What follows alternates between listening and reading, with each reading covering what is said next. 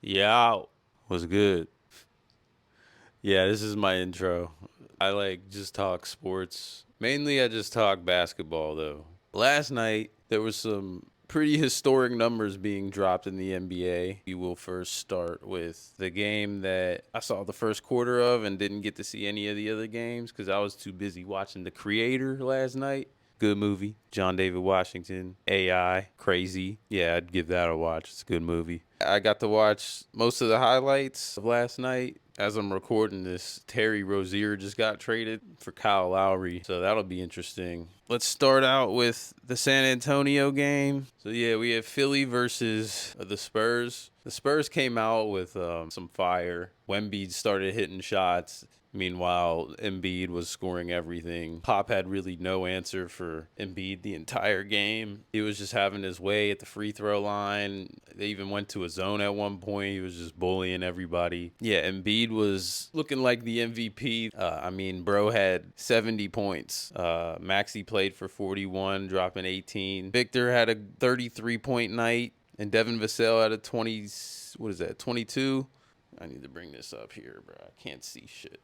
Victor had 33, Devin had 22 in 37 minutes. Oubre started. At one point, I saw him guarding Victor Wembanyama, comparing his height. The Spurs aren't really built right now to compete. They have such a young team, but if they ever make moves in the future or they decide to develop this team, I think they would have to keep Sohan for defensive purposes. Him and Victor, I think, are both from France. I would keep that French connection going on. Trey Jones, I think, is a very good player. As long as he can keep turnovers down and feed Victor on those fake pick and roll lobs, he could help facilitate this team. I was kind of surprised to see Keldon Johnson on the bench. At the same time, I wasn't. But yeah, other than that, it was just the Joel Embiid show.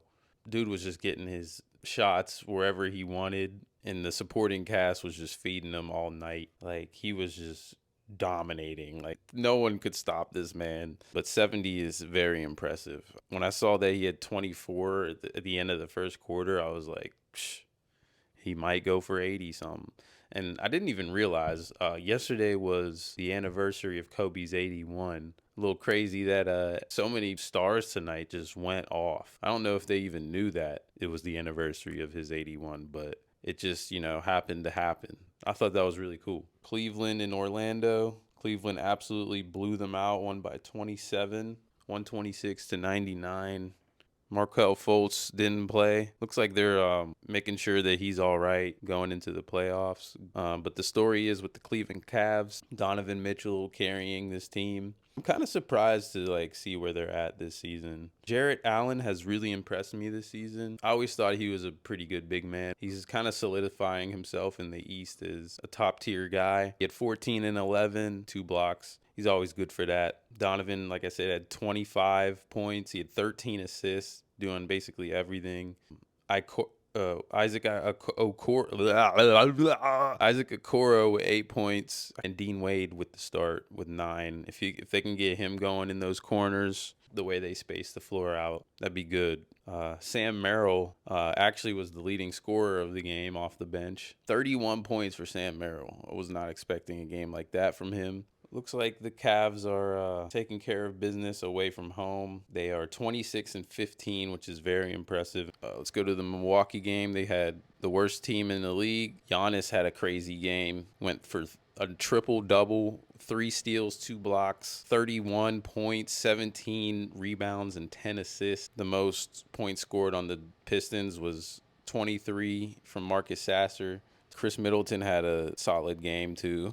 If Milwaukee can get Middleton going, Damian going, that team is probably the scariest team on offense when it comes to the entire East. The Pistons actually were in it for most of the game. It was actually a pretty close game towards the end. Milwaukee just kind of turned up. But the Pistons have, been the worst team in the league. There's really nothing much to talk about with them. I do like their players, though. I think Jaden Ivey's nice. I think Duran is solid big man. They had no Cade Cunningham tonight, so it's kind of hard to play without your leader. Isaiah Stewart off the bench, I think, is a nice player. He had 19. But yeah, I mean, Detroit's got a lot to work on. I mean, they got a new coach and everything this year. So, Oscar Thompson, he had 0 points this game, 5 rebounds. Memphis versus Toronto. I didn't see any of these highlights. I heard Scotty Barnes had a big game. Thaddeus Young, out of nowhere, had a big game. They got Quickly starting. He's been looking to facilitate from the games that I've been seeing. He had 10 assists this game. Almost had a double-double with 8 points, and then he had 2 steals. RJ Barrett has been impressive since he's moved to his home in Canada. I feel like RJ got a lot of flack playing for the Knicks. He was never really the guy at the Knicks as a number 2 overall pick. But I mean, he always was silently like doing what he needed to do. I feel like now that he's got a chance to be that second or first option in Toronto, his game is going to start coming into fruition. He dropped 29, he had 9 rebounds. With the opportunity given now, he can become a efficient scorer. Pretty close game throughout the entire game until like third quarter when Memphis kind of just took over. Kennard had 19 points in 34 minutes. Jaren Jackson Jr. has to lead this team as the defensive player of the year, but he's improving on his offense as well. 27 points from him. Vince Williams, I've been very impressed with. This man got a quick trigger. He's not afraid to shoot the ball. He needs to keep doing what he's doing. There's no Bane. They are really down bad. They have no Bane, no Morant, no Steven Adams. Yeah, this team basically starting all of their role players, and they got it done against Toronto. Yeah, it's actually kind of very impressive out of Memphis. Charlotte versus Minnesota. And in this game, I can't believe Minnesota lost. Karl Towns go for 62. Where was Anthony Edwards? I don't know. Mike Conley got a rest tonight.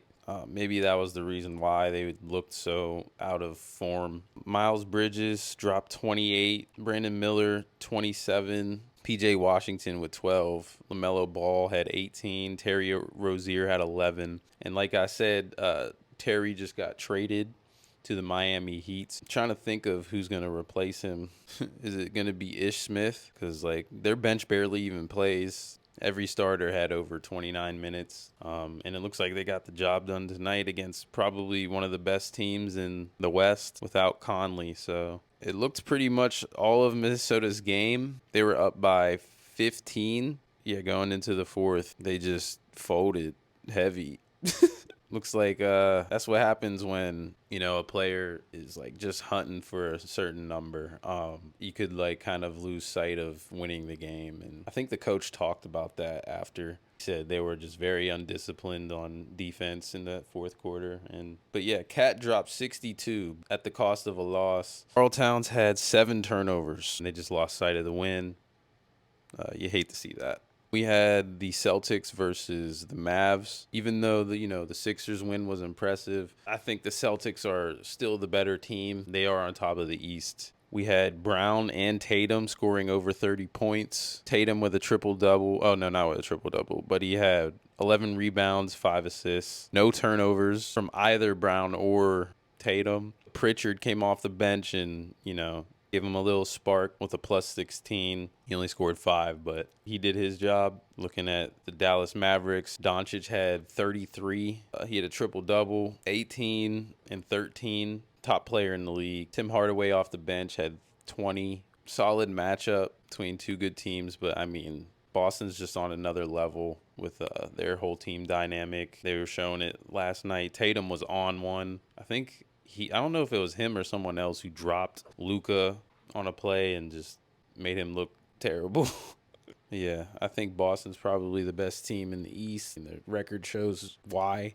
I think Tatum is up there with the MVP conversation. Obviously, no one's even close to Embiid right now. He's definitely like top 5 in my opinion. If I were to make a top 5 right now for my MVPs, I'd go Embiid, Jokic, Shea, Doncic, Tatum. You can probably flip Doncic and Shea, and even Jokic and Doncic. I don't know. It's always up in the air for that conversation, but I do think Embiid is definitely number 1. We got the Bulls versus the Suns. Apparently this was a really good game. Durant had 43.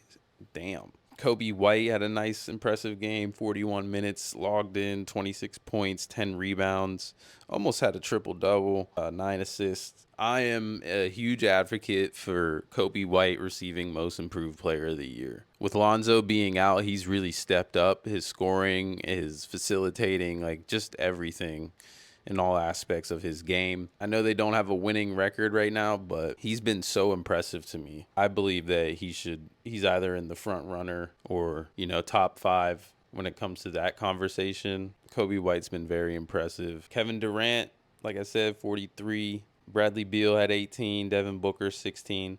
Yeah, it looks like this team is really starting to put up the numbers that we all expected at the beginning of the season.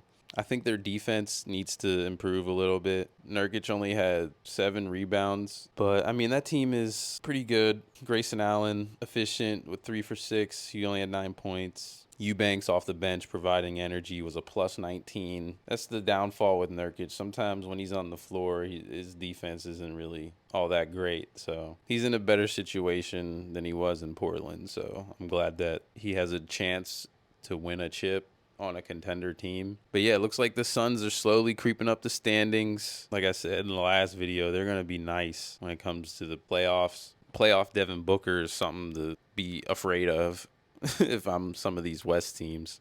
It looked like for the most part, Chicago had this game in the bag. They were up for pretty much the whole game. Even had a 15-point lead at one point, 16-point lead towards the end of the third quarter. And then, yeah, it looks like Phoenix turned up. Yeah, it looks like Kevin Durant made a 18-foot shot with 1.6 seconds left. I mean, that's just what he does on the left wing. So Durant hit a game winner. Clutchness is all you ask for out of a superstar when it comes to those moments, and he delivered. He's been playing so well recently. He's also been in the headlines as well, saying that why can't he be in the GOAT conversation. I think he's got a point. Bro has got 2 championships. I think he's got 2 MVPs, a finals MVP.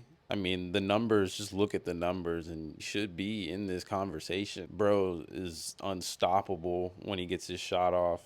GOAT status, he's in that top 10 for sure. We've got the Hawks versus the Kings. The Kings finally getting it going. DeJounte Murray has been making his case, and his value is just increasing by the game because it seems like Atlanta wants to trade everybody. I think he's responding with some fire, Mr. Murray. No Trae Young, so it looks like he has to step up his game. He played 40 minutes, had 35, 10 boards and 6 assists. He did everything he can for this Atlanta team. They basically got no production off of the bench. Bogdanovich was their second leading scorer with 18, was a negative 21 though.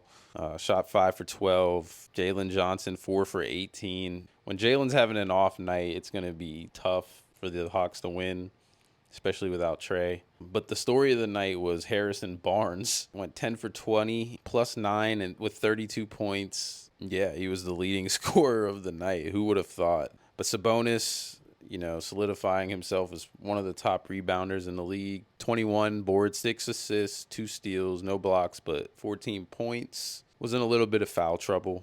Ultimately, this game was just not even that close. Looks like Sacramento had this game in the bag pretty much the entire game. They were up 20 at one point. I guess Harrison Barnes was just a little too much for them.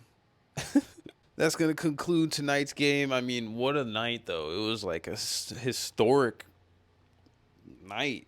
But yeah, I guess the story of the night was the 62 from Towns and the 70 from Embiid on Kobe's anniversary night. So you love to see the stars coming out, doing their thing, reminding us that they're the best players in the league for a reason. I thought it was very impressive for Embiid to just do what he did against Wemby, because Wemby came out firing. He even dropped 33, but I mean, bro said, anything you can do, I can do better.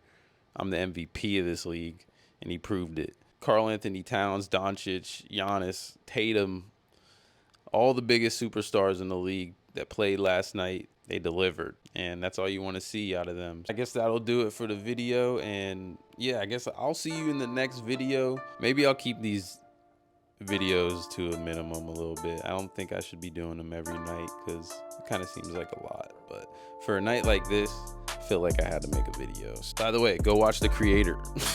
Great movie. All right, y'all. Make sure y'all subscribe, hit that like button. Just show some love, man. You know, I'm just trying to start this little media grind, like I said, and kick things off, baby. See ya.